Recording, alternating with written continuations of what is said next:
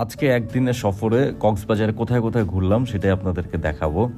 প্রথমে আমরা রামুতে চলে গেলাম, বিমুক্তি বিদর্শন ভাবনা কেন্দ্রে।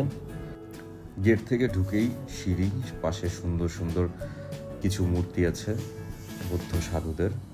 সিঁড়ি দিয়ে সামনে এগিয়ে আমরা চলে গেলাম সে 100 ফিট দীর্ঘ বৌদ্ধ মূর্তিটির কাছে।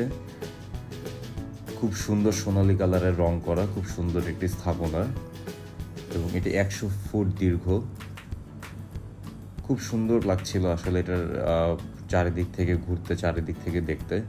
হেঁটে হেঁটে ঘুরেও দেখছিলাম, কিছুটা সময় এখানে পার করছিলাম হেঁটে দেখে দেখে ঘুরে ঘুরে। এই দেখতে দেখতে আমরা নাইক্ষ্যংছড়ির দিকে রওনা দিয়ে দিলাম। নাইক্ষ্যংছড়ির প্রথমে আমরা একটা রাবার বাগানের ভিতর দিয়ে যাচ্ছিলাম। সুন্দর দুই পাশে রাবার বাগান, মাঝখান দিয়ে সরু রাস্তাটার মাঝখান দিয়ে আমরা চলে যাচ্ছি বাইক নিয়ে, আমরা দুজন, আমি আর ডেইজি। যেতে যেতে পথে খুবই ভালো লাগছে আসলে, একটু আঁকা বাঁকা রাস্তা, এখনো পাহাড়ি পথ শুরু হয়নি। আমরা রামুর একটি সদর গেটও দেখতে পেলাম এখানে, জেলা পরিষদের গেট। হাঁটতে হাঁটতে সামনে একটু একটা টোবাকো ফার্মও দেখতে পারলাম এখানে।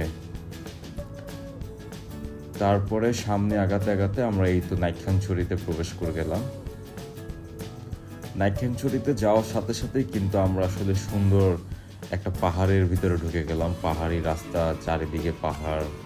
পাহাড়গুলো খুব বেশি হয়তো বড় না বান্দরবনের মতো, কিন্তু ভালোই বড় পাহাড় ছিল। এরপরে আমরা দুপুরে লাঞ্চের জন্য এই একটি ছোট্ট বাঁশের টংঘর নিয়ে নিলাম, সেটা ছিল আপনার উপবন পর্যটনের সামনে। এরপরে আমরা উপবন পর্যটন লেকের ভিতরে ঢুকার ট্রাই করলাম এবং ঢুকলাম। সেখানে আছে ঝুলন্ত ব্রিজ এবং কায়াকিংয়ের জন্য সুব্যবস্থা।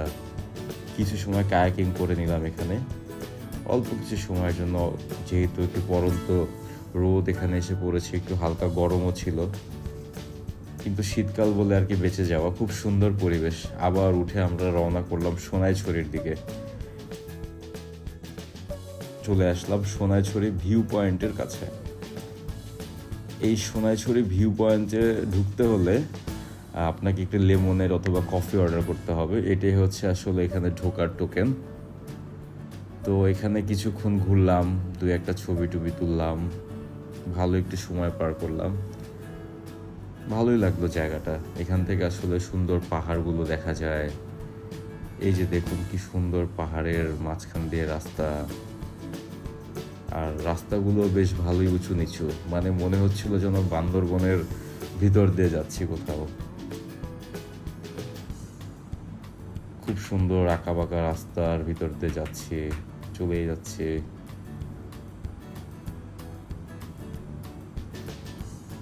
পাশে সারি সারি পাহাড়, সূর্যটা তখন ডুবতে যাওয়ার অপেক্ষায়। খুব সুন্দর রাস্তা। পথিমধ্যে বড় একটি গৌতম বুদ্ধের মূর্তি দেখতে পেলাম, পাশে একটি সুন্দর বট গাছ।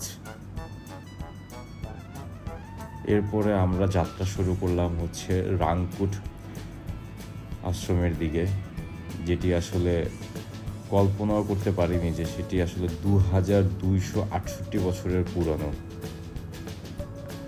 মানে অকল্পনীয়। আমরা আসলে গুগল ম্যাপের রাস্তা ধরে যেতে যেতে এই মেঠো পথে চলে আসলাম শর্টকাটের জন্য। এই হচ্ছে সেই বনাশ্রম তীর্থ স্থান বৌদ্ধদের। এটি খ্রিস্টপূর্ব 268 সালে নির্মিত হয়েছে।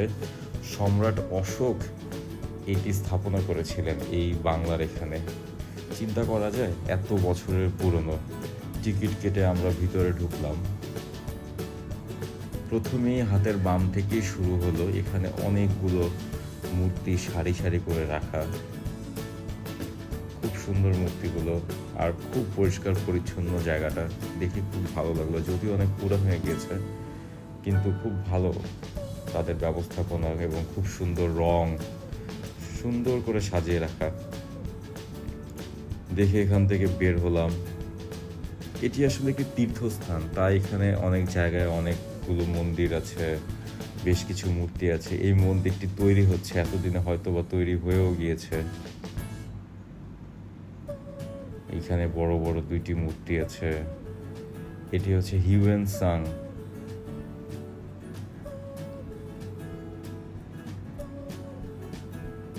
এইখানে আসলে আপনি হচ্ছে এই রাংকুটের যে ইতিহাস, ঐতিহাসিক রাংকুর বনাশ্রম, এটা আপনি এখানে পড়তে পারবেন।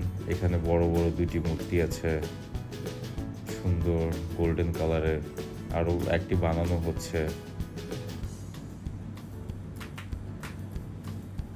এই যে হচ্ছে সম্রাট অশোকের মূর্তি বানিয়ে রাখা হয়েছে এখানে। অশোক মহারাজা, ওনার হাতে একটি ত্রিপিটক।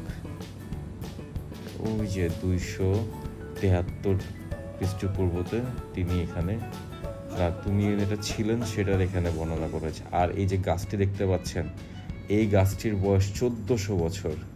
কল্পনা করা যায় এই গাছটি একজন বৌদ্ধ ভিক্ষু উনি ভ্রমণে এসে এখানে লাগিয়েছিলেন। সেই গাছটি এখনো সোজা হয়ে দাঁড়িয়ে আছে। আর এই যে একটি গেট, এই গেট দিয়ে হচ্ছে মেইন যে মন্দিরের যে আশ্রমের যে জায়গাটি, সেখানে আমরা যাব।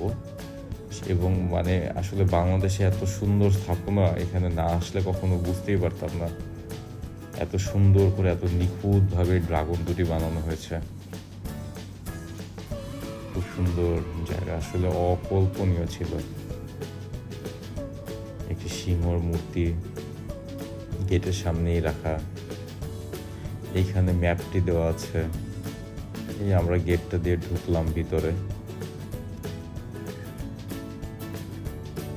এইখানেই হচ্ছে আপনাদের ধর্ম চর্চার যে ব্যাপারগুলো আছে, আচার অনুষ্ঠান, এগুলো এখানেই সম্পাদন করা হয়।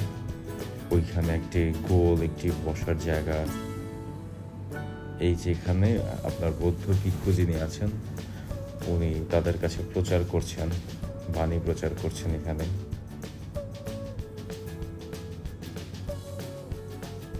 থাইল্যান্ডের একজন ভান্তে, ওনার মূর্তি এখানে তার স্মরণে বানিয়ে রাখা হয়েছে। এইখানে লেখা ঐতিহাসিক রাংকুট বনাশ্রম বৌদ্ধ তীর্থস্থানটির কথা। একটু সামনে এগিয়ে গেলাম আমরা।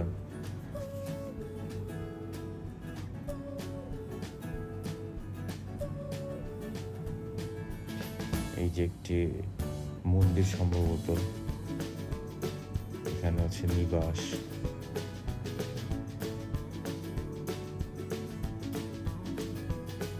খুবই সুন্দর জায়গা। আসলে এখানে না আসলে কখনো বোঝা যাবে না যে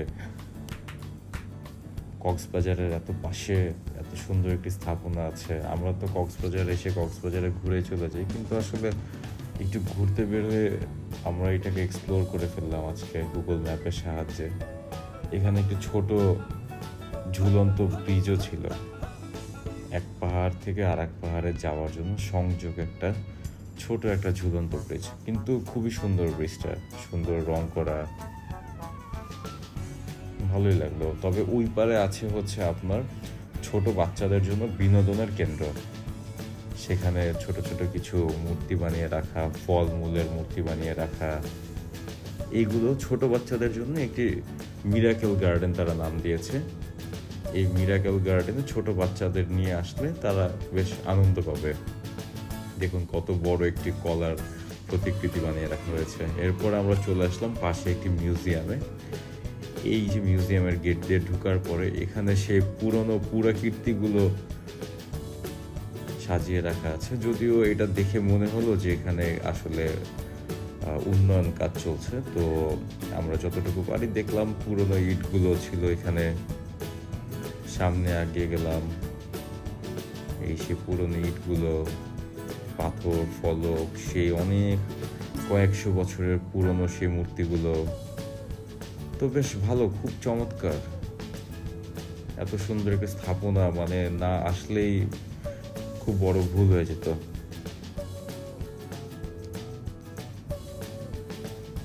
আমরা বের হয়ে আবার কক্সবাজারে চলে আসলাম বিকালবেলা। খুব অল্প সময় আমরা অনেক দূর ঘুরে আসলাম। সারাটি দিন, একদিনের আমাদের কক্সবাজার ভ্রমণ আজকে সার্থক হলো। সো আজকের ভিডিওটি এই পর্যন্তই। ভিডিওটি ভালো লাগলে লাইক কমেন্ট করতে ভুলবেন না এবং প্লিজ সাবস্ক্রাইব করবেন।